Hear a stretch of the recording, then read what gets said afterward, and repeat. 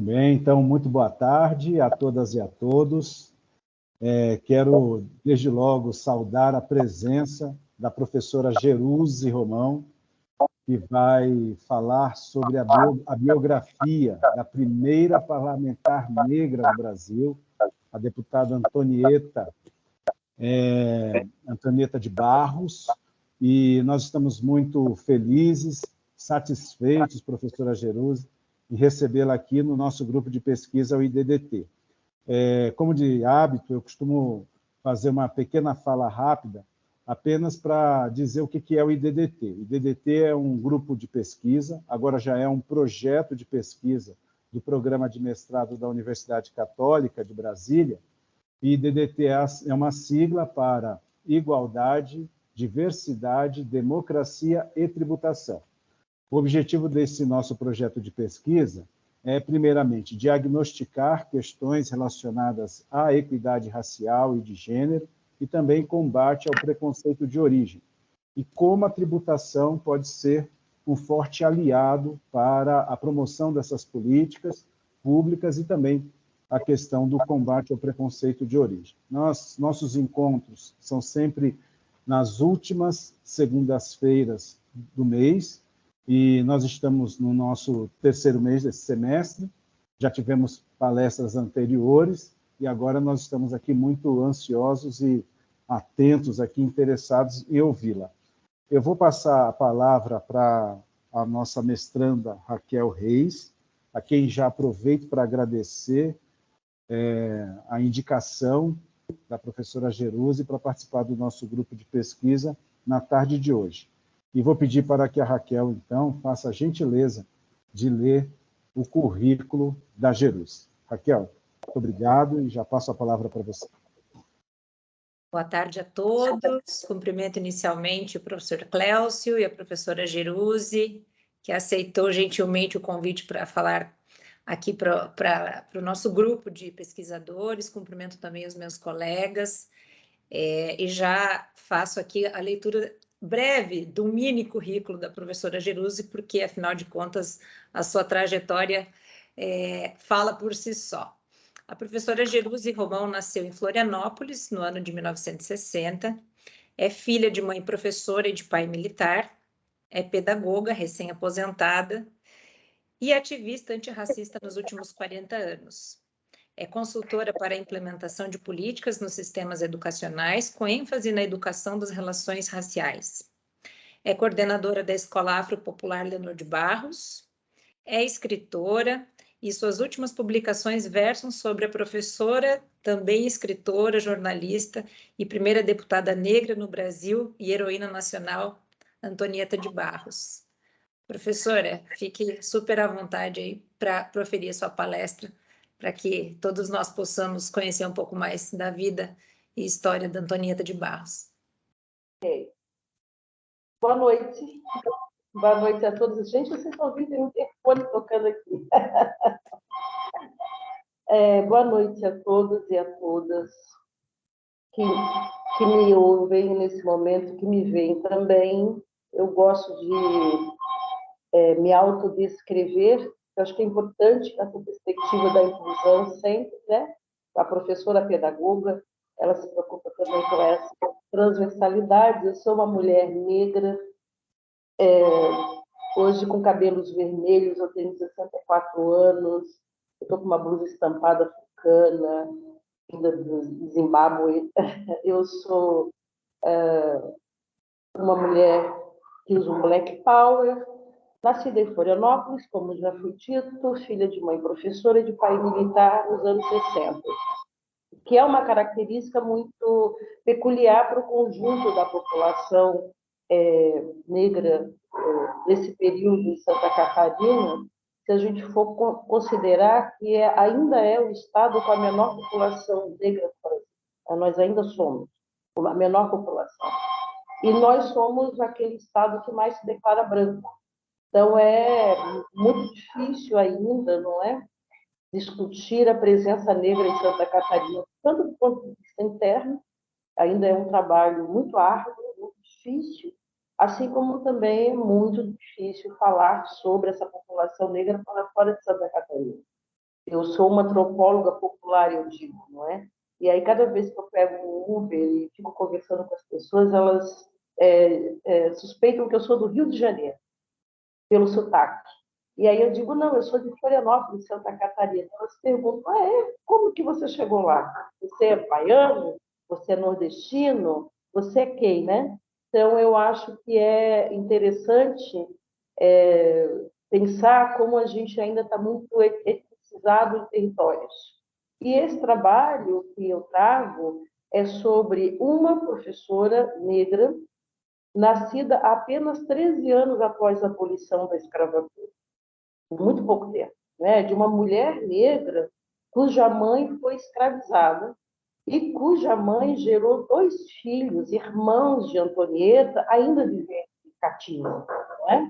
Então, essa perspectiva de falar desses lugares, desse movimento e dessas questões, elas nos colocam num lugar muito especial de trazer a trajetória de uma mulher importantíssima, uma perspectiva de vida inédita dela mesma, porque os escritos dela dizem o tempo inteiro sobre isso, e, ao mesmo tempo, como ela vai desbravando e desafiando espaços numa Florianópolis tão pequena, tão racista e com muitas camadas de exclusão.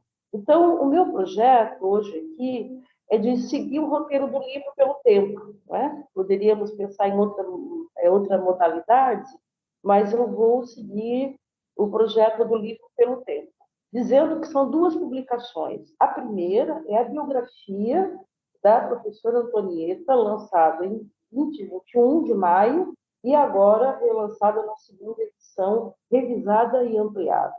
E a segunda, lançada no último dia 4 de maio, que é a reunião dos discursos, das entrevistas e dos textos de Antonieta de Barros.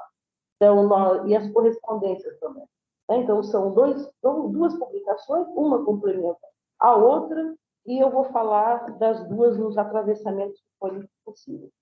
O Antonieta de Barros nasce de longa data. As pessoas sempre fazem essa pergunta, então eu digo que lá em casa nós somos Jeruse, Janete, Jussara, Jorge, Jucemar e Antonieta. A minha irmã mais nova é Antonieta. Minha mãe é uma professora. Então, Antonieta faz parte do referencial da admiração, da inspiração das professoras de todas as gerações, antes da minha mãe, inclusive, e pós a minha mãe também. Então, eu tenho uma irmã chamada Antonieta, todo mundo com a letra J, então eu via, obviamente, dentro das minhas capacidades de compreender, de criança até a juventude, as explicações que mãe dava em torno desse nome ser diferente, com uma letra diferente. Eu sabia, então, desde sempre, que era uma homenagem a uma professora negra muito importante. Essa questão de ser negra também sempre esteve comigo em família, nunca foi uma coisa de estranhamento.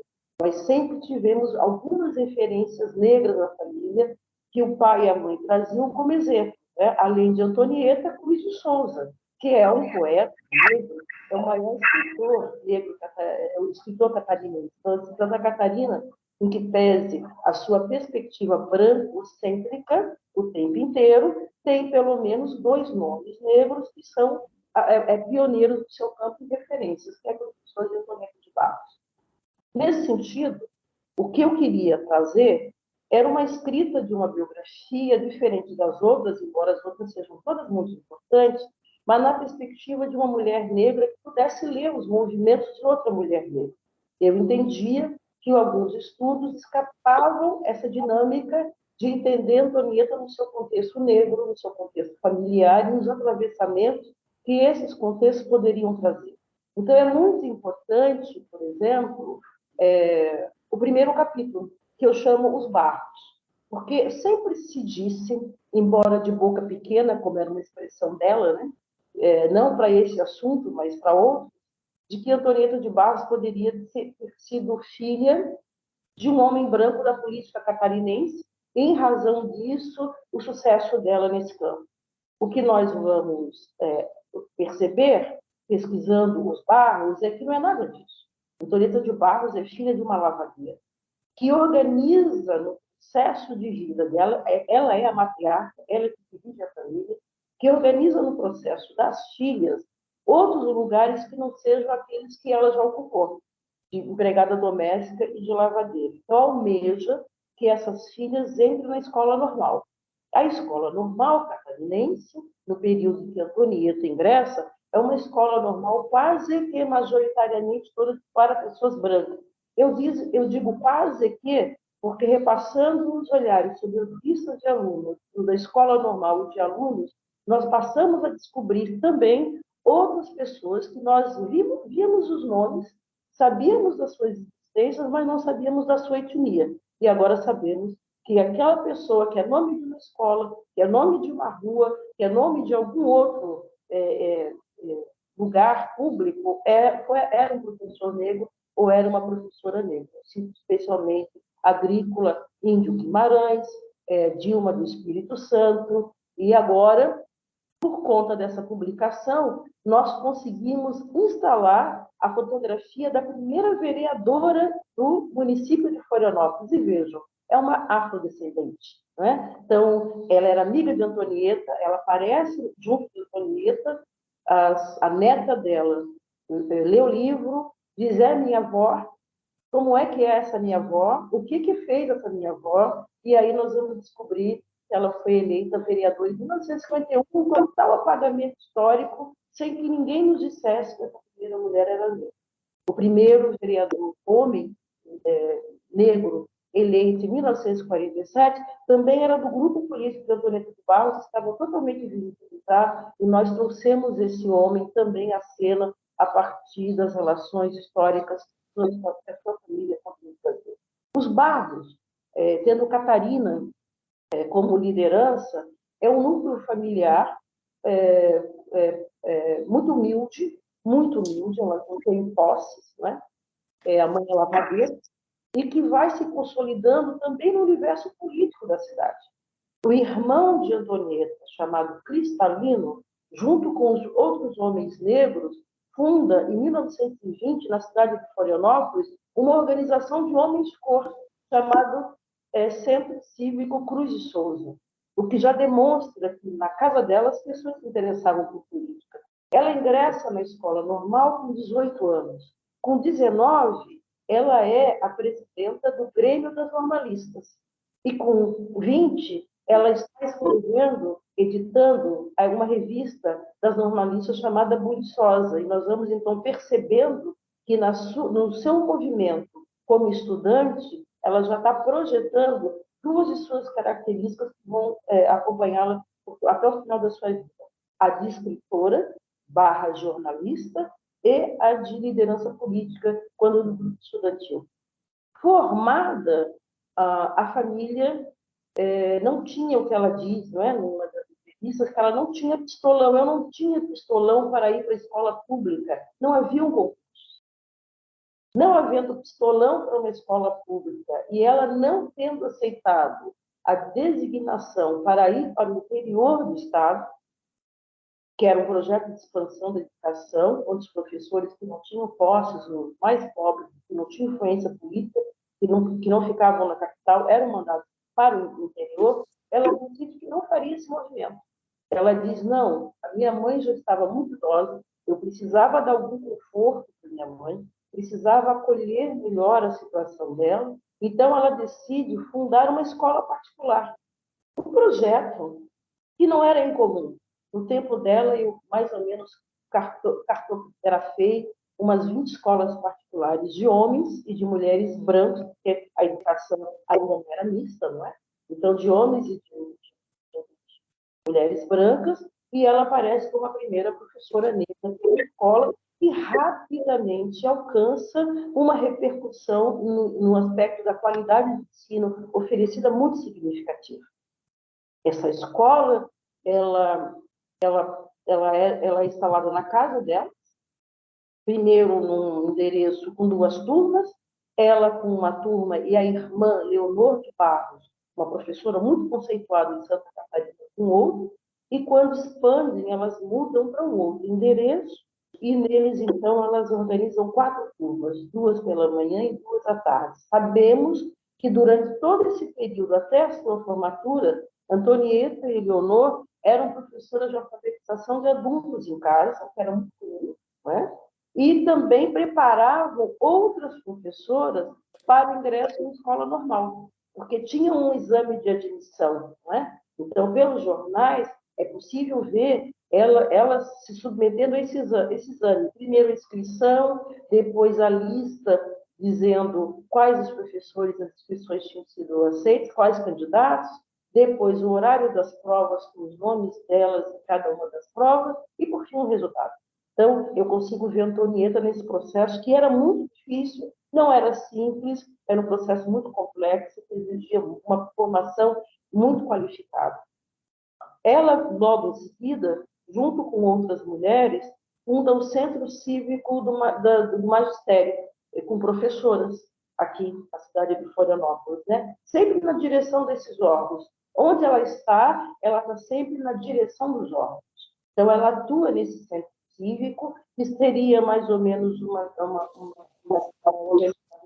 que antecederia um movimento sindical, pré-sindical, é uma organização que vai defender as professoras, elas estão muito focadas em algum momento, por exemplo, discutir a diferença salarial entre professores homens e professoras mulheres, né? Lembrando que elas todas também foram atingidas, as mais velhas principalmente, e elas no finalzinho de legislação estadual que proibia que mulheres no magistério contraíssem casamento. Então, a gente também vai ver um movimento significativo desse impacto dessa lei na vida de algumas mulheres. E a Antonieta faleceu solteira e a irmã também, nós não sabemos dizer por qual motivo, mas também talvez por influência ou impacto dessa diretriz educacional, não é? Que dizia que mulheres não poderiam aparecer grávidas em sala de aula e assim criar outras informações não adequadas para o imaginário dos alunos, né? Ou seja, a sua vida sexual, essas coisas. Mulheres, as professoras eram consideradas modelos angelicais, enfim, elas tinham que se manter. Mas olha só, é o Estado interferindo naquele que os homens podem casar, né? E aí ela vai para esse magistério com turmas, e como era particular, era para a sobrevivência dela, o que é um equívoco, por exemplo, a grande maioria das matérias sobre a Antonieta nos jornais diz que a escola era para pobres e para negros. É um equívoco, era uma escola particular, para o sustento da família dela. E que logo ela alcança um estágio tão significativo que quando eu vou ler a lista dos alunos, eu encontro ali aquelas pessoas que eram das elites da cidade, não é?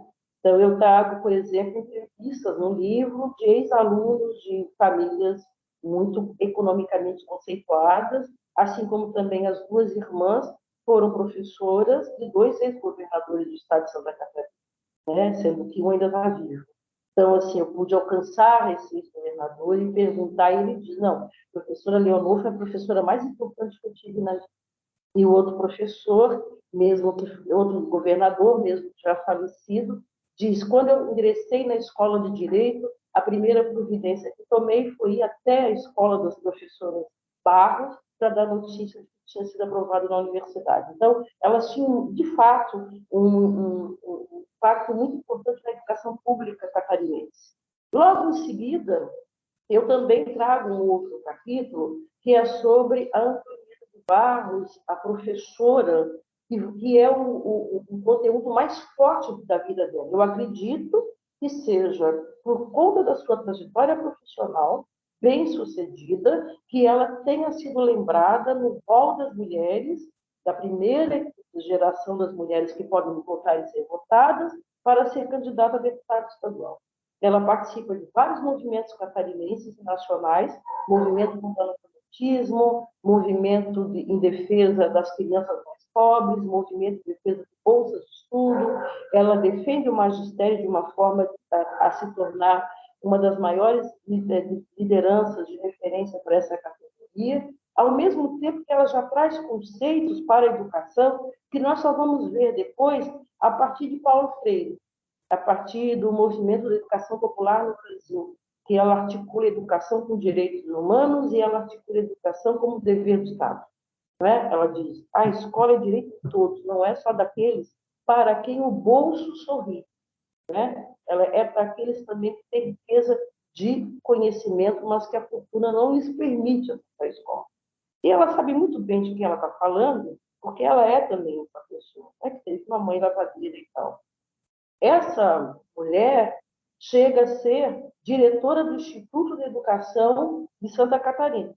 Então, aquela mulher que tinha pistolão para ingressar na escola pública se aposenta como diretora do Instituto Estadual, que era o órgão mais expressivo para a educação de mulheres, embora fosse misto. Mas as mulheres ainda não podiam ingressar na universidade, então era o máximo que as mulheres podiam alcançar. E ela dizia isso o tempo inteiro, defendia que as mulheres poderiam estar em qualquer lugar e que os anos de estudos para as mulheres eram muito diminutos. Ela gostaria de ver as mulheres também na universidade.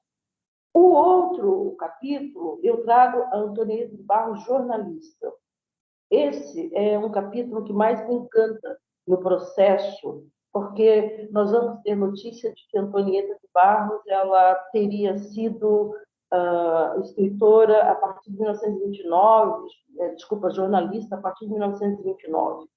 E nós vamos descobrindo que não, que nós encontramos textos da juventude em Antonieta de Barros, né? Então, essa publicação aqui, por exemplo, tem um capítulo chamado Textos da Juventude, que são textos de uma mulher negra, jovem, que começa a escrever para os jornais catarinenses a partir de 1923, quando tinha 22 anos.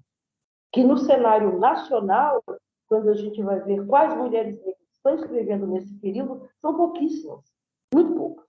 E ela está nesse cenário, e ela é uma das mulheres, se não há, uma das mulheres que mais se manteve na imprensa catarinense escrevendo uma coluna permanente chamada Farrapos de Ideias, que dá nome ao único livro que ela publicou, não é?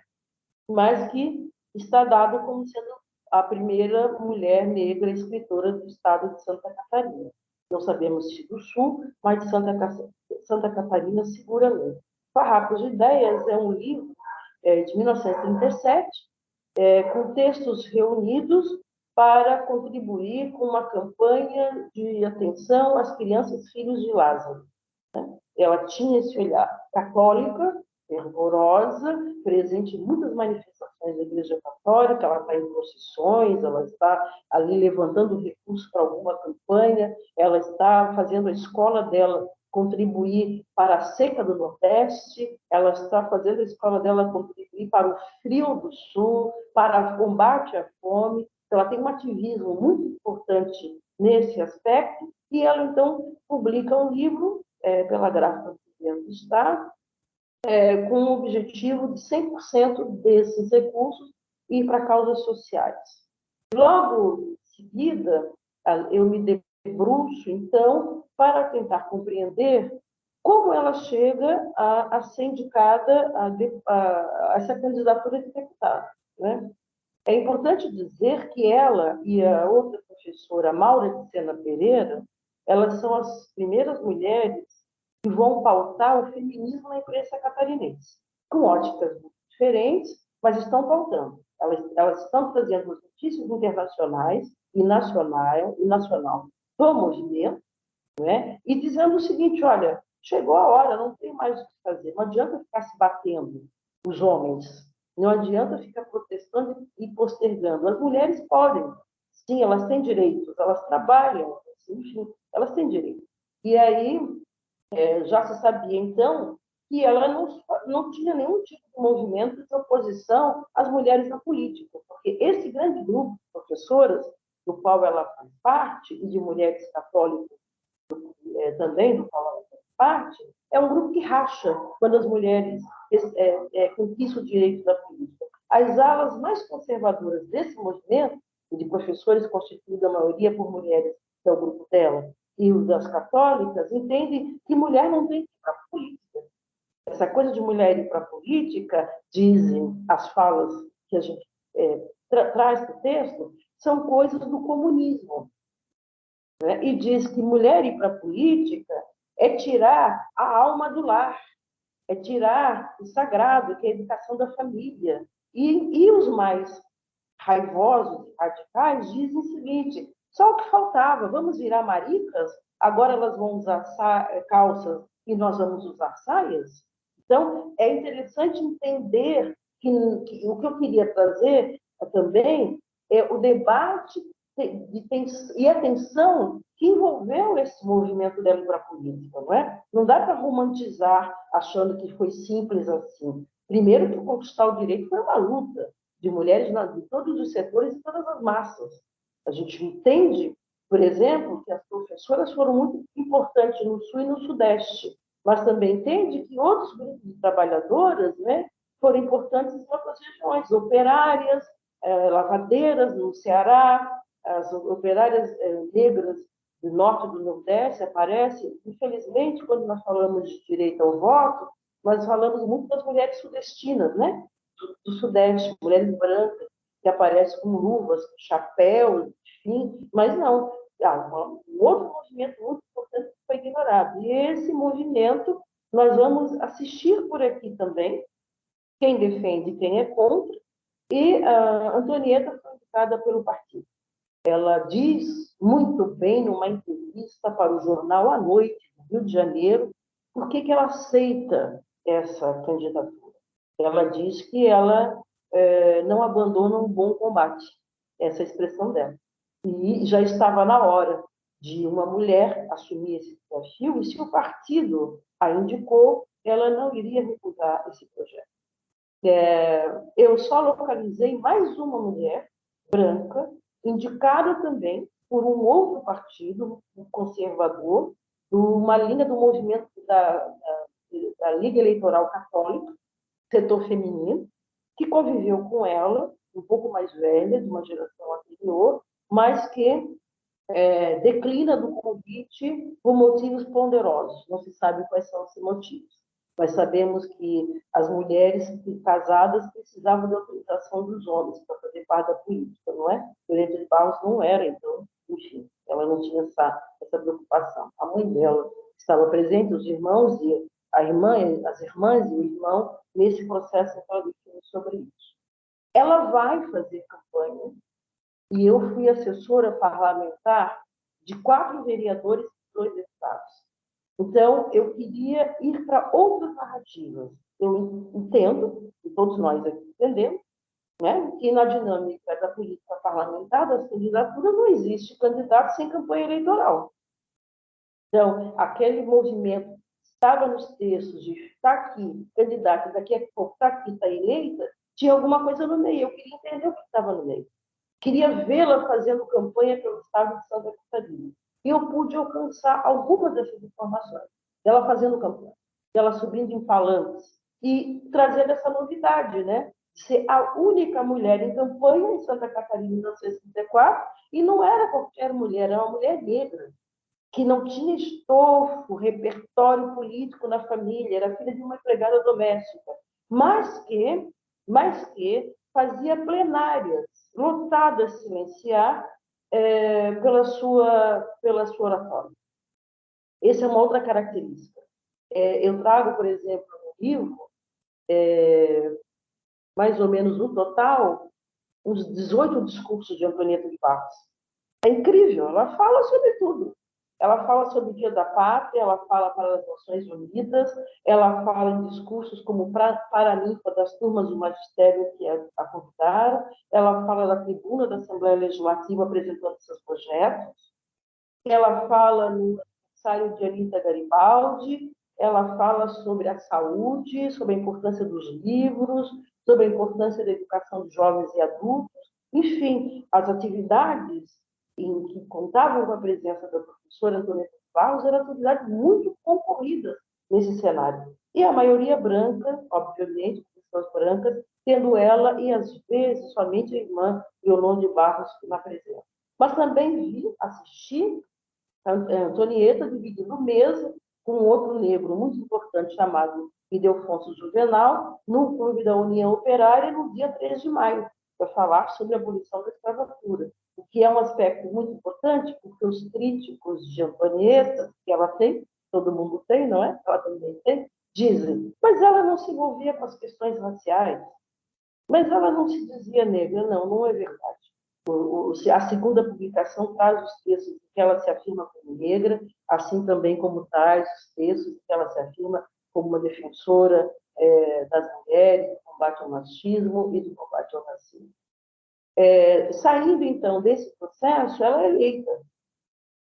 Foi eleita com 34 mil votos, em 1934. Tomou posse em 1935. A foto é incrível, não é? Porque são só homens, uma foto oficial, já muito conhecida, talvez vocês possam depois vê-la por aí, mas é muito incrível. Você vê uma constituinte, ela é constituinte, então são só homens brancos, e aí tem ela, negra, ali, sentada no meio, né, nessa posse, que não foi uma posse simples, porque também nós vamos vendo que a oposição tenta atacá-la pedindo a cassação da posse dela. Ela ainda enfrenta o processo de cassação, né, de meses, mas como o presidente do partido foi ex-presidente da República, Nereu Ramos, né, um advogado muito renomado, ele tomou conta desse processo em que a oposição tentou embargar a posse dela. Ela assume por 2 anos o ditadura de Getúlio. Nesse período, essa parte da história é uma parte muito difícil de ser lida, porque a Assembleia Legislativa ela passa por um incêndio na década de 50, e todo esse material desse mandato dela, desse primeiro mandato, literalmente é consumido pela chama. Nós vamos, então, trabalhar a partir de fontes de jornais, a partir de memórias de pessoas e a partir das memórias dos acervos de outros deputados da sua geração, guardados pela família ou por algum instituto.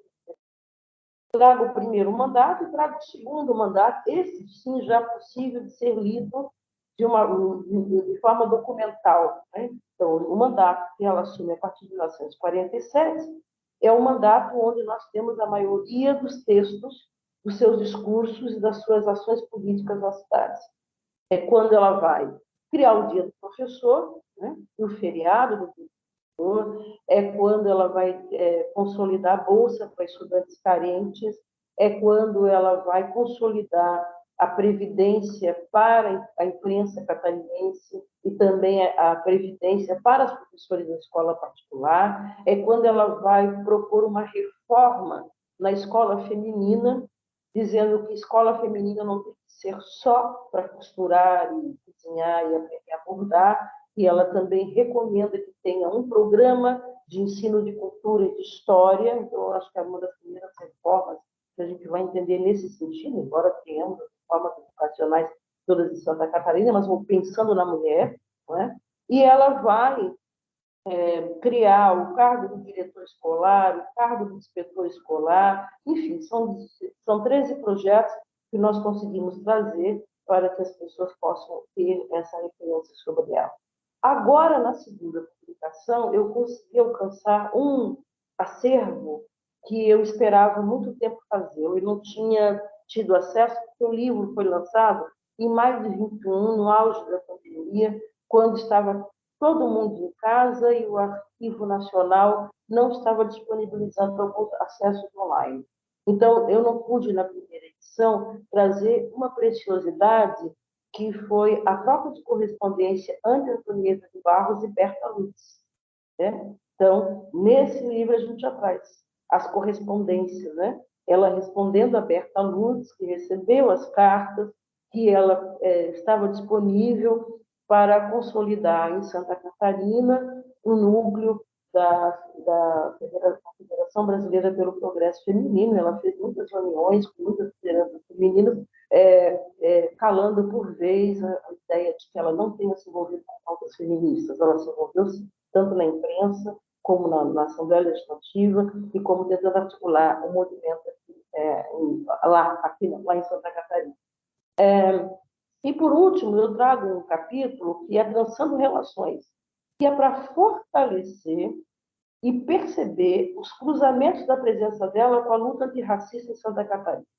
Então, eu trago um capítulo em que aparece outros sujeitos que são muito importantes, não é? No cenário catarinense, invisibilizados, para dizer o seguinte: olha, ela estava aqui dialogando com Ildefonso Juvenal e Trajano Margarida, do Centro Cívico dos Homens de Cor.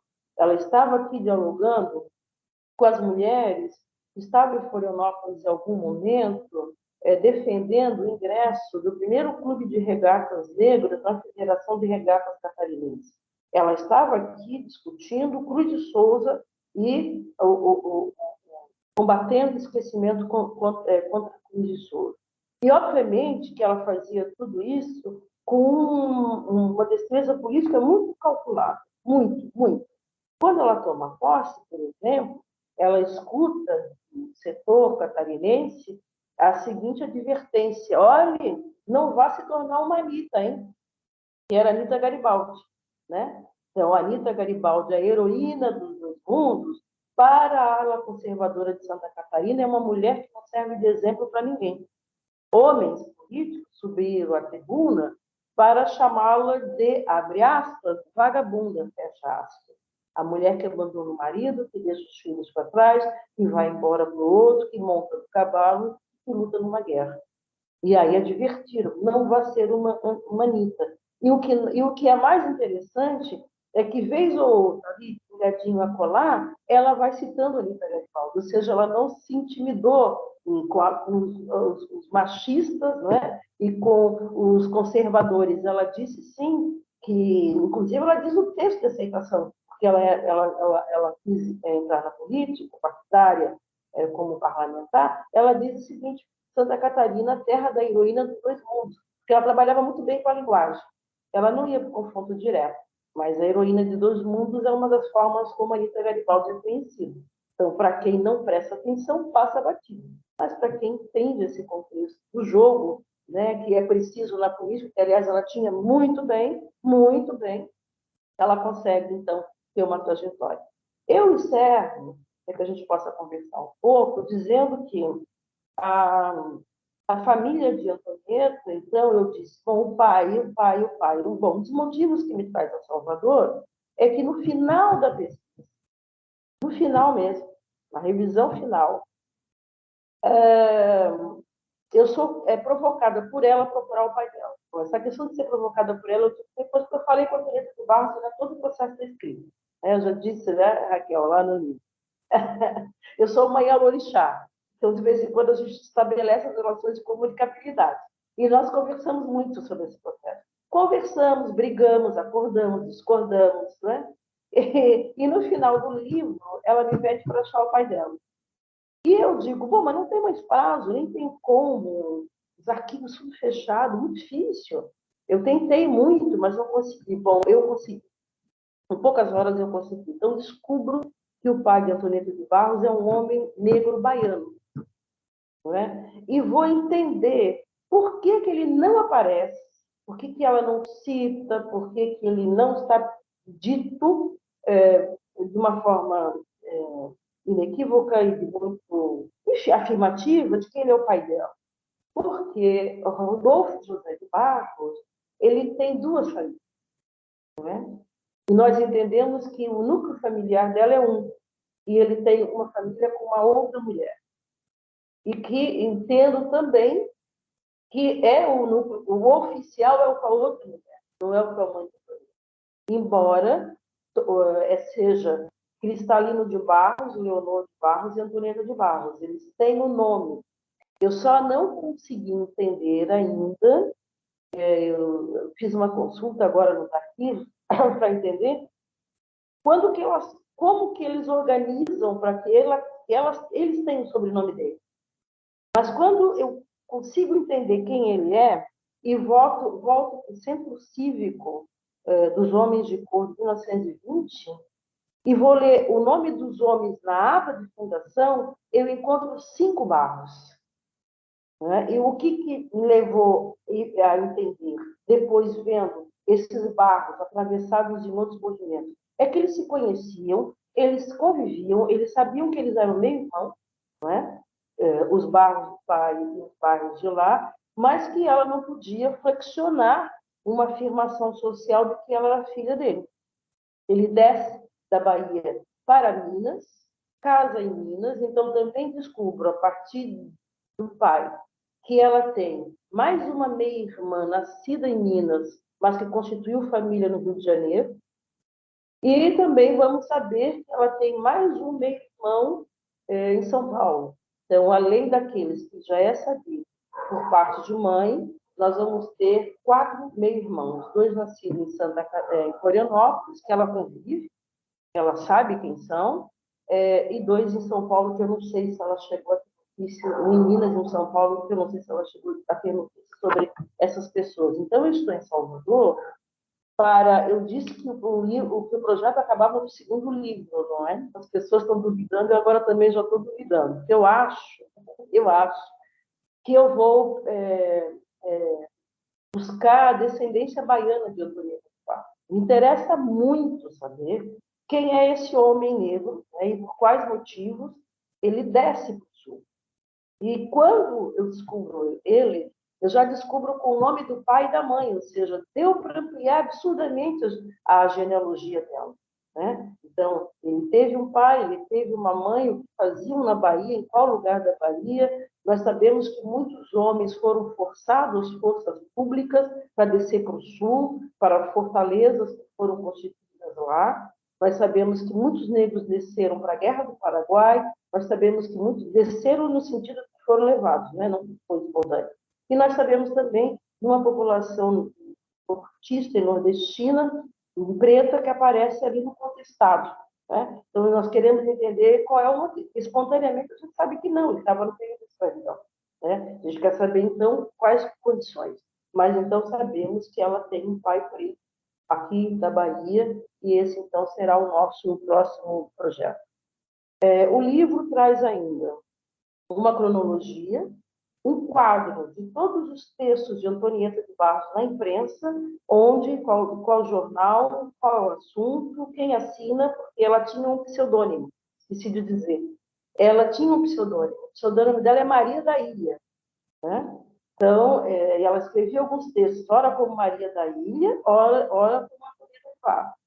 Então, eu estou trazendo nesse mapeamento os textos com as 2 assinaturas e dizendo que ela é uma mulher daquelas pessoas raras na história da humanidade que consegue atravessar 2 ciclos históricos muito, né, que são importantes. Ela pega de 1901 a 1921, ela pega uma Florianópolis que não tinha luz, que não tinha saneamento, que não tinha telefone, que não tinha carro, que não tinha calçamento, ela vê tudo isso.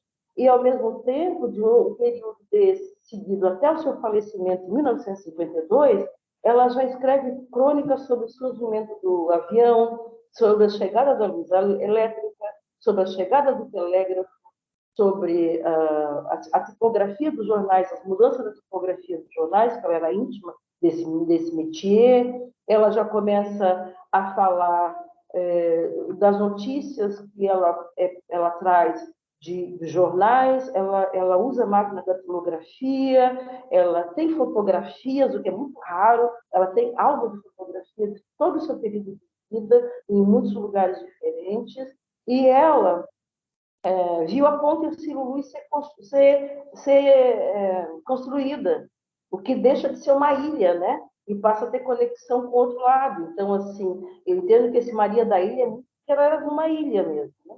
Mas ela começa, então, a ter um lugar para transitar. Diz um sobrinho neto dela, falecido, que ela dirigia, que ela tinha um carro. Não é? Depois, quando eu consigo alcançar uma professora que hoje tem 88 anos, a dona Darcy, que foi funcionária da escola dela, ela afirma que sim, ela confirma essa informação, sem eu precisar dizer.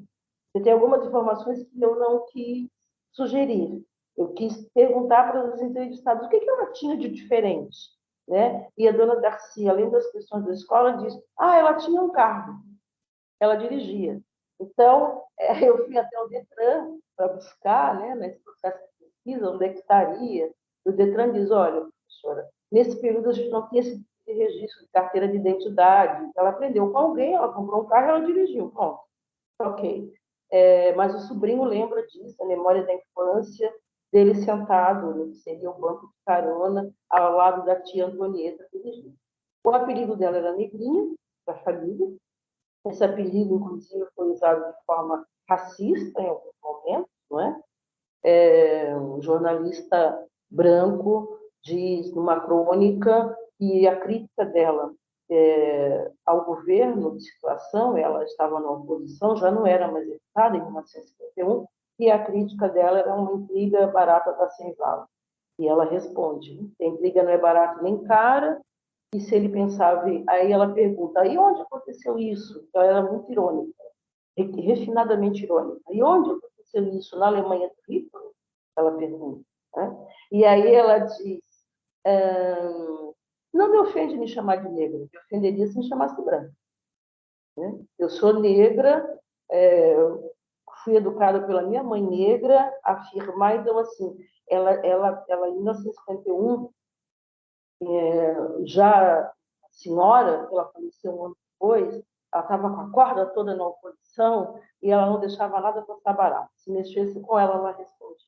Então, essa Antonieta de Barros, uma mulher que foi 3 vezes samba enredo de escola de samba em Santa Catarina, é medalha da Câmara Municipal de Florianópolis, com um texto justificativo escrito por essa que nos fala, é medalha na Assembleia Legislativa do Estado de Santa Catarina, é nome de um auditório, de um túnel, de uma escola, de uma rua, e nós hoje estamos brigando para que a escola que tem o nome dela seja...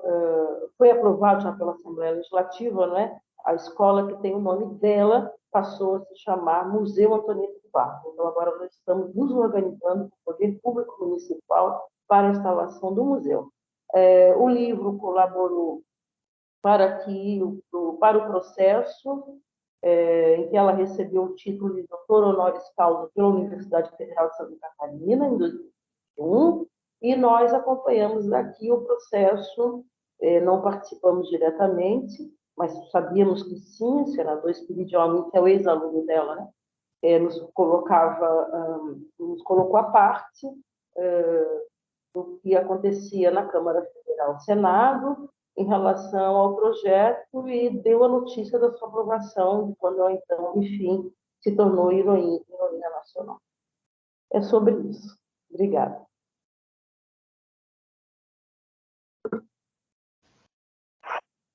Agradeço muito a palestra da professora Geruse e a parabenizo pela sua fala.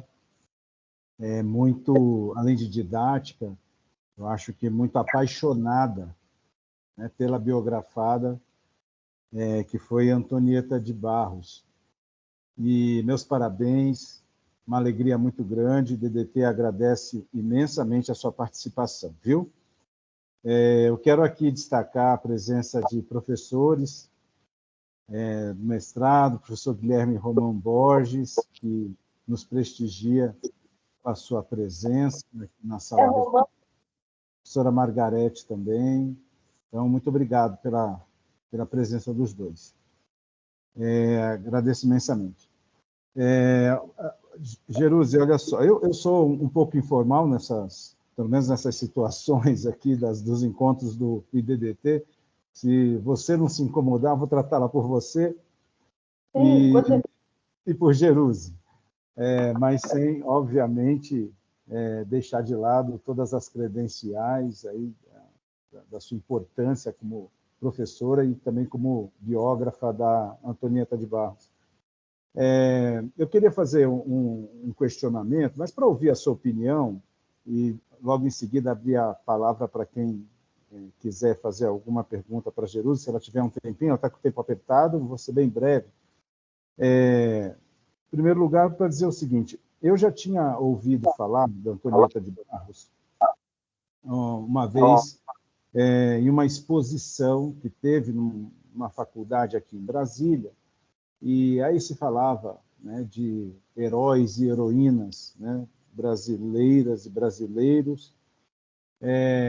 E aí eu vi num banner lá estampada a foto, né, essa foto que, aliás, ilustra aí o seu livro, da Antonieta de Barros, e li rapidamente a pequena biografia que tinha a respeito dela, e depois, como eu disse antes de começar a nossa palestra, uma vez eu fui convidado para falar sobre uns temas em Florianópolis, e foi na Assembleia Legislativa, né, esse evento, e eu vi lá, na galeria dos parlamentares, a foto de Antonieta de Barros, me chamou a atenção, e me falaram a respeito dela. Mas parou por aí. A minha pergunta é para ouvir de você, Jerusi, a sua reflexão, né? Você acha que Antonieta de Barros sofreu um processo de apagamento da sua importância? Você acredita que talvez ela devesse ter um papel mais destacado dentre as parlamentares brasileiras, né? O que você acha, a que você atribui, e se eu estou certo nessa minha hipótese, né, um apagamento da importância de Antonieta de Barros? E falo isso porque é curioso, porque, veja, ela foi uma parlamentar nos anos 30, né, como você disse, depois até queria aproveitar para já emendar e fazer uma outra pergunta, né, qual foi o motivo do processo de cassação dela, né, como parlamentar. Mas, veja, nos anos 30, quer dizer, nós estamos falando de um Brasil mais conservador, né, do que se pode entender o Brasil de hoje, embora haja uma forte tendência conservadora também nos dias atuais, e ela foi eleita parlamentar, né, e por 2 vezes, né, e depois não se escuta mais falar de Antonieta de Barros. A que você atribui esse processo de apagamento histórico de Antonieta de Barros, se essa hipótese é uma hipótese verdadeira, e também qual seria a causa do pedido de cassação da deputada? Você poderia nos esclarecer, Jerusi?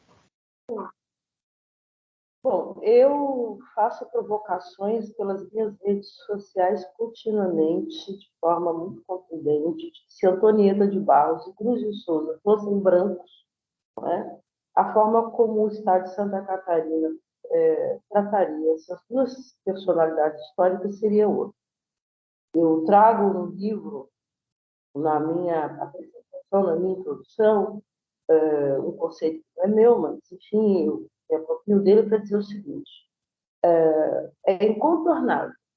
Você não pode contar a história de Santa Catarina não passando por Antonieta de Barros. Não tem como. E veja bem, professor, ela não é a primeira deputada negra do Brasil só. Ela é a primeira deputada de Santa Catarina. Ela é a primeira deputada da região sul do Brasil. Não estamos falando, a gente geralmente não é quer dizer só negra, a pequena. É muito importante, a gente gosta de dizer isso, porque dá uma ideia de nacionalidade. Mas antes da nacionalidade, é importante ler que ela é a primeira mulher de Santa Catarina. Ela abriu a porta para a política para todas as mulheres da região. E abriu para todas as mulheres negras, até que a gente ficou ao contrário, porque a história só sabe como é dinâmica. Né? Então, assim, o que faz que uma mulher com esse estofo, com esse poder, com essa história singular, seja apagada, se não racismo? Nós precisamos ter ondas, e o livro traz uma onda, porque, veja bem, eu estou aqui dizendo, olha, quando o segundo vereador negro ingressou na Câmara de Vereadores e criou a medalha Antonieta de Barros, foi porque a gente via na Câmara medalha para isso, medalha para aquilo, medalha para aquilo, e não tinha medalha para a população negra. Não que eu acho isso uma coisa muito relevante no papel da política, mas às vezes é necessário. Né? Então, essa é a medalha Antonieta de Barros. Foi uma onda. E aí, veja bem o senhor, no começo, os parlamentares preocupavam-se em ter mulheres negras recebendo a medalha Antonieta de Barros. Na última entrega, foi um debate político profundo sobre o quanto embranqueceram as indicações da medalha Antonieta de Barros, a ponto de a gente precisar disputar essa narrativa histórica, de contar como é que ela nasce. Porque é uma apropriação também da Antonieta de Barros por alguns setores brancos. mas uma apropriação muito conservadora, não é? Aquela de uma mulher que inspira outras é um movimento do movimento negro. Então, aquela que é uma mulher que se parece conosco, com roupa, Ana Célia, com samba, é um movimento do movimento negro. Né? Tanto é que a gente tem uma Antonieta da professora Gil, que são 2 publicações para adultos, e a professora Eliane Devos publicou Antonieta para crianças, que está circulando de uma forma um interesse muito grande. Porque a gente quer que as crianças entendam quem foi Antonieta de Barros, né? Que nome de rua é aquele? Que nome de escola é aquele? Por que foi? Né? E, sobretudo, nós queremos também que ela seja considerada uma ancestral nossa, uma ancestral negra nacional. Que não é se tratar só de uma pessoa sujeito de uma ação que foi importante. Não, ela é uma ancestral nossa.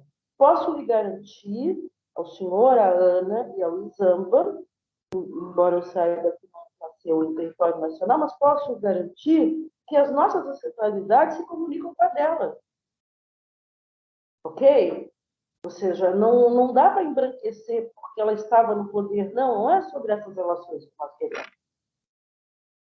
Então, há um embranquecimento dos vultos, chamados vultos negros catarinenses, como um embranquecimento de vultos negros nacionais. A gente vai descobrindo quem é preto, a cada hora vai se assustando. Já eu com 64 anos e 40 de movimento negro.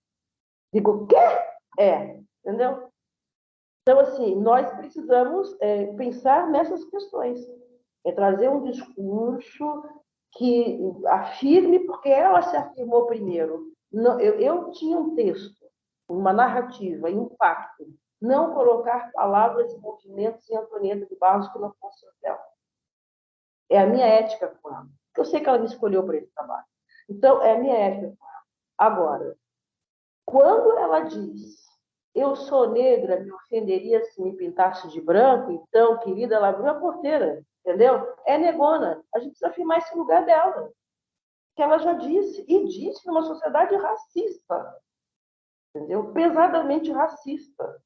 E não tinha pares, porque o movimento de mulheres negras não existia. Quando ela começa, quando a gente vai vendo a Antonieta tentando organizar o movimento feminista, o núcleo da frente, nós vamos entendendo que também não tinha movimento feminista, como a gente entende já em alguns lugares.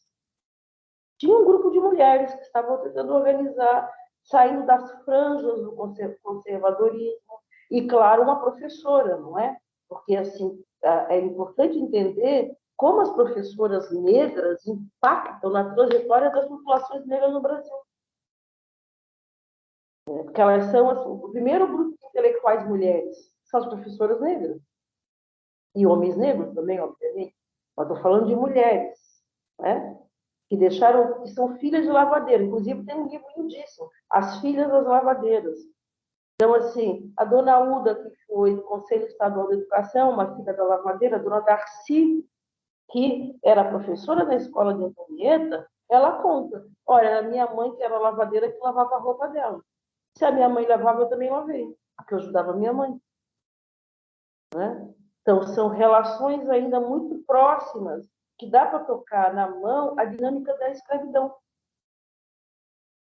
Se dá para tocar hoje em 2023, professor, então só imagina no tempo dela.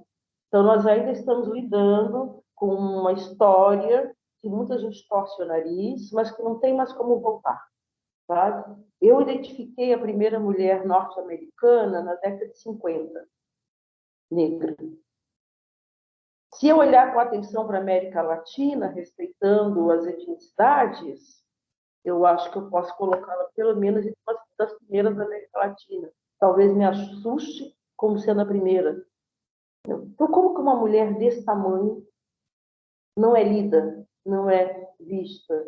A disputa pela escola dela para construir o museu foi desrespeitoso. Ela já tinha sido escolhida heroína nacional e o estado dela ainda questiona se deveria ou não ter um museu em Florianópolis, numa escola que ela atuou, que tinha a energia dela, da qual ela foi diretora, não é uma escola com o nome dela.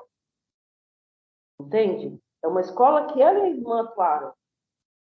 E muita gente lembra da atuação dela ali. Então, é sobre racismo. Eu falo sempre da seguinte, eu faço uma analogia, digo o seguinte, a história é bonsai para alguns, não é? A história é grande, fortifica, cresce, mostra os seus aspectos todos quando é da cultura branca. Quando a história é para contar a história dos pretos, é história bonsai com política bonsai. As raízes vão sendo sempre atrofiadas, aquela árvore parece que mas é uma árvore miniaturizada. Nós estamos aqui para tirar a Antonieta de Barros das políticas bonsai e das histórias bonsai. Ela é um baobá e ela precisa crescer da forma como ela merece. Muito bem, agradeço, Jerusi. Isso mesmo. Eu também tenho essa. Eu não estudei a obra, né, e a biografia da Antonieta de Barros como você, mas a minha hipótese é essa, assim, né, da mesma maneira como o Cruz de Souza, né, conterrâneo dela, inclusive, né, nascido um pouco antes, mas que também não teve o mesmo destaque que outros poetas brancos da sua geração. Mas você fez muito bem em, acho que, escrever esse livro. Jerusi, você tem mais um tempinho? Porque tem algumas perguntas no chat. Tenho mais 15 minutos. Ah, que ótimo. Então, acho que dá. Eu vou passar a palavra para o Caio, e o Caio vai fazer a leitura da pergunta. Obrigado, professor Cláudio. Professora Jerusi, muito obrigado pela sua palestra fantástica. Temos algumas perguntas aqui, são perguntas do Izamba. O Izamba coloca aqui que foi falado a respeito das políticas públicas e dos direitos. Qual seria uma proposta para minimizar os conflitos sobre essa longa luta, que ele chama de negritude em francês, das mulheres negras, começando nessa luta das mulheres negras e indo até o caso do jogador masculino negro que está sendo vilipendiado na Europa, né, o Vinícius Júnior. O Izamba coloca que o assunto é bastante quente, né, o mundo está acompanhando e aponta que, com a sua excelência como pesquisadora de leis e sua experiência, ele gostaria de ouvir a senhora a respeito de uma possibilidade de uma lei de alcance global, né, em termos de macropolítica, que fosse mais eficiente aí nesse combate ao racismo, se houver algo nesse sentido. Bom, é muito amplo o que ele propõe, né, Zamba? É muito amplo. Eu primeiro gostaria de dizer que eu estou muito focada na história local, porque os negros do sul de Santa Catarina ainda não foram cotejados adequadamente por políticas públicas como nós vemos em outras regiões do país. Hoje, por exemplo, nós estamos discutindo um Estado de fato republicano no Brasil, porque quando nós vemos as indicações de negros para o governo federal, nós não temos negros do Sul. Nós não temos nenhuma pessoa do Sul em algum cargo do governo federal. Então, já começa em camadas, não é? Para chegar no internacional, a gente também precisa entender essas camadas nacionais, importantes. A outra camada importante, assim, eu não vou nem chegar no Vinícius Júnior ainda, mas eu acho que é importante entender que, por exemplo, o último relatório sobre grupos neonazistas em Santa Catarina foi agora de abril, que diz que Santa Catarina tem 111 núcleos nazistas. Não é? Então, quando eu vejo aquilo lá com o Vinícius Júnior na Espanha, eu estou vendo em Santa Catarina. E acho que o Brasil precisa ver mais, que não está vendo. Né? E quando nós vamos ver, por exemplo, uma série de violências em escolas, a gente precisa saber quem é que está animando esse tipo de processo. Nós temos uma vice-reitora negra da Universidade Federal de Santa Catarina, eleita, né, pela maioria. Mas essa vice-reitora, todo dia, é confrontada pelo movimento nazista com seus núcleos universitários. Suásticas nazistas nos institutos federais contra cotas, na Universidade Federal de Santa Catarina, na frente da Casa de Ativistas Negros. Alguém ouviu falar sobre isso? Não. A ideia é de que nós não existimos no sul do Brasil, não tem negros no sul do Brasil. Se não tem negros no sul do Brasil, não tem opressão, Então, o que eu quero dizer para você é o seguinte: eu recebi 18 matérias muito importantes sobre Vinícius Júnior, não é? E quero te dizer que essa visibilidade que foi dada, ela diz muito sobre a Espanha, mas também diz muito sobre o Brasil. Diz muito sobre como nós ainda não estamos entendendo de que forma o Estado, e aí não interessa se de direita ou se de esquerda, ainda não é republicano para os negros. Porque eu só entendo, eu sou uma pessoa que ajudei a colaborar com 15 leis no Estado de Santa Catarina, né? Para a educação, para isso, para aquilo, ok. Mas se não houver compromisso de Estado, não é governo, de Estado, lei nenhuma é eficiente. Nós precisamos de um tribunal internacional de fato eficiente, né? Que exija que esses países, Espanha, Brasil ou qualquer outro, porque eu não conheço nenhum país que não seja racista, se comprometa com pactos de combater o racismo, mas que são pactos estruturais, tanto quanto o racismo é. Não são políticas de alegoria, políticas de festa, políticas comemorativas. Ok, a gente celebra quando a gente conquistar as nossas liberdades. E também vai celebrando como uma forma de resistência, mas não para ficar entorpecido. Existe uma lista em Santa Catarina do movimento nazista sobre quem deve ser abatido. Eu não preciso dizer para você que nós negros estamos nela. Isso é muito sério, isso é muito grave. De vez ou outra se estoura uma célula nazista. A quantidade de arma é chocante. Agora, a última, com uma quantidade de armas químicas absurdas. No mesmo tempo que eu estou em São Paulo, e no dia 18, 19 de maio, e fico assustada e me leva para esse cenário, fico muito, muito nervosa, quando a imprensa diz que 5 ou 6 pessoas em situação de rua, incluindo crianças, receberam marmitas envenenadas. Você entende? Você entende? A falta de controle interno, a falta de controle na Espanha, a falta de controle em qualquer lugar. Então, a gente precisa de um tribunal internacional muito pesado, né?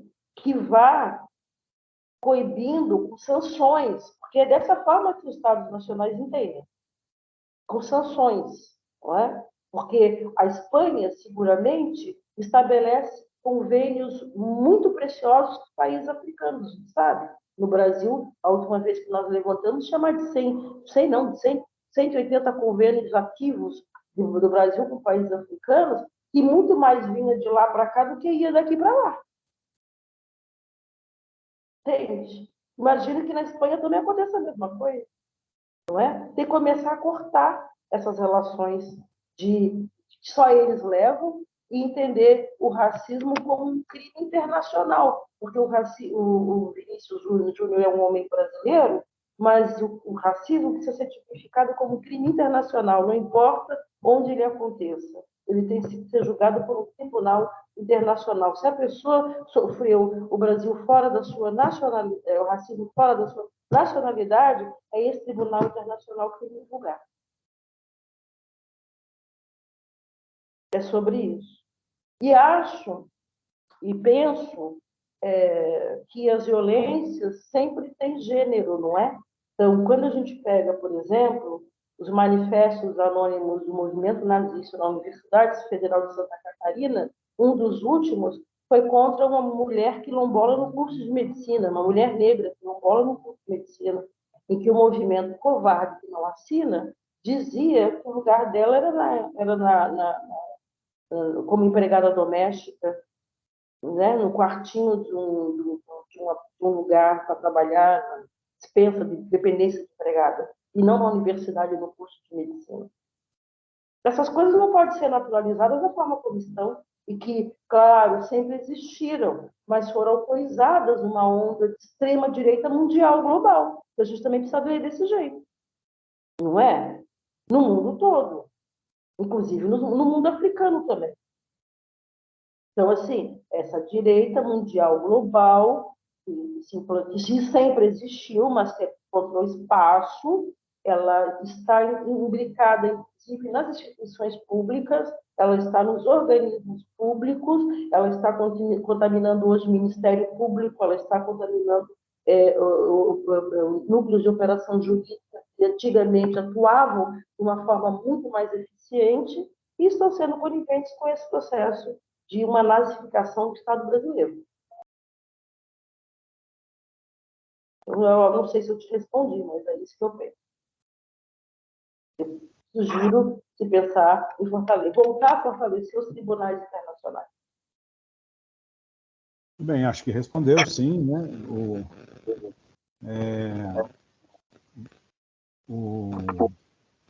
Isamba, perdão, tinha esquecido o nome. O Isamba que fez a pergunta, acho que está satisfeito, né, Isamba? Responde aí no chat, por gentileza. Bem, eu acho que estamos chegando aqui ao fim, né? A professora Geruse tem o horário, está com o horário apertado, né? Falou 15 minutos. Por mim e por nós todos aqui, é um prazer imenso continuar ouvindo. Tocou, né? Tem uma pessoa já esperando desde o início da live. Pois é, mas para nós seria uma satisfação continuar ouvindo, mas eu entendo a sua limitação de tempo. Todos aqui parabenizando pela sua participação. Então, mais uma vez, agradeço imensamente, Geruse, a sua gentileza, a sua disponibilidade de falar para o nosso grupo de pesquisa. As portas estão abertas para uma outra oportunidade. Assim que você quiser, é só nos dar um anúncio que nós, então, abriremos aqui um espaço para a sua participação. Muitíssimo obrigado, viu? E meus parabéns. Professor, eu sempre encerro as minhas falas cantando um pedacinho dos sambas enredos do Carnaval de Florianópolis, porque eu acho eu considero, são lindos, todos eles são muito lindos, mas esse, especialmente, desfilamos eu, o Flávio Barros. Eu queria dizer também que esse livro aqui, essa vinculação com família que atravessa todo o livro, eu estou fazendo a família do começo e fim, inclusive o último capítulo, eu chamo Antonieta Ancestral, eu estou trazendo a irmã até a morte dela, e aí eu encerro a história, né? Que a irmã foi a última pessoa da família que morreu. E aí, aqui também tem eu queria trazer, eu quero fazer justiça às pessoas que trabalharam comigo nesse projeto. A carta é da Cristina Klaser. Então, tem cor de pele, né? Porque a gente está usando sentido, foto preto e branco. Então, a gente ia sair daquela forma do preto e branco chapado e trouxemos, então, a cor da pele na figura da Antonieta de Barros, especialmente para as pessoas negras que ficarem bastante, né? A apresentação é da minha filha, a Zânia Marinho Nogueira, que faz a introdução do livro. O pós-fácil é do sobrinho neto de Antonieta de Barros, o Flávio de Barros. Né? E a contracapa é da Flávia Persson, que vocês podem localizar o trabalho dela no YouTube, é o documentário Antonieta. Né? Então, esse documentário atravessa isso que eu disse aqui, claro que um tempo menor, pelas finalidades dele. Então, a Flávia faz essa abertura. Já esse aqui é o livro Antonieta de Barros, Discursos, Entrevistas e Outros Textos. Trago a professora Cida na apresentação, professor ex-vereador Pedro Cabral Fácil e a professora em História da Educação Vera Gaspar na contracapa. Percebam que nós mantivemos a Antonieta, e aqui no fundo é uma crônica dela de farrapos de ideias. E eu vou trazer, então, agora um pedacinho, a gente encerra. Olha, gente, eu não sou afinada, não se trata disso, tá? Se trata de eu trazer um manifesto em forma de samba, porque a Antonieta, ela disse que ouvia jornal, né? Então, no lançamento do livro, a gente sempre leva um músico, Eduardo Romão, que é meu primo, para tocar a música que ela disse que ela ouviu na rádio. E dentro das crônicas dela, aquilo que ela foi vendo, eu fui ouvindo, eu fui botando sons para tentar entender o tempo dela, né? e ela ouviu, numa crônica, ela termina falando sobre a cidade amanhecendo, como é que a cidade amanhece, o jornaleiro gritando Estado, Estado, as mulheres correndo para o trabalho, enfim, no final ela diz, e na rádio está tocando a música do sucesso do momento, que é o Rancho Fundo. Então, a gente toca o Rancho Fundo numa versão de samba-canção, aprendida mais ou menos no período em que ela escutava. E também cantamos o samba Lute como Antonieta, que é da Escola de Samba Consulado de Samba. Ele é um samba de 2020, e eu vou cantar um pedacinho. Ele diz assim: eu sei que a injustiça não tem cor, mas negra é a dor da nossa história. Voei nas asas da sabedoria, rompendo mordaças da hipocrisia. Mãe África, teus filhos querem colo, arrancados do teu sol, sangram pela liberdade. A luz do altar é alento, amparo o lamento na fé da irmandade. Catarina, nessa terra quem é santa, é mulher que se levanta pela força da verdade. Antonieta, ei, Antonieta, se Deus fez a pele preta, por que tanto preconceito? Se Deus fez a pele preta, por que tanto preconceito? Anda, vai juntar os farrapos, ensinar os sem trapos, conquistar os direitos. Anda, vai juntar os farrapos, ensinar os sem trapos, conquistar os direitos. Vendo a cidade iluminada, branca lua ofuscada, pelo breu que te sufoca, mulher, mete o pé nesta porta, mostra a casa grande, o que nos importa. Ergue a bravura na tua voz, revolucionando em tom feroz. O amanhã pede socorro, asfaltos e morros verão renascer. Milhares de Antonietas provando que o povo também tem poder e o povo também tem poder. Esse é o samba. Muito bem, meus parabéns. Além de excelente palestrante, também é uma boa cantora. Parabéns. Muito bom. E belíssimo samba enredo. Obrigada a Belíssimo. todos que assistiram Parabéns. até agora. Quem desejar o livro pode solicitar pelo Sebo da Ivete, que é uma editora e livraria, lá em Florianópolis, que eles enviam. Repita, por favor, o nome da editora. Não peguei. Como é que é, Jerusa? Souza, Uhum. tá? Uma editora negra, essa editora começou, ou então Livraria e Sebo da Ivete. Aqui em Salvador, ele vai estar disponível a partir da manhã na Catuca. Tá certo. Obrigada, gente. Muito obrigado, viu, Jerusi? Parabéns, viu? Obrigado, pessoal. Obrigado a todos aí pela participação. E temos encontro no mês que vem, né? Depois a gente vai falando pelo grupo do WhatsApp, com o pessoal do grupo de pesquisa, tá bem? Tchau, tchau. Valeu. Tchau. Valeu. Tchau.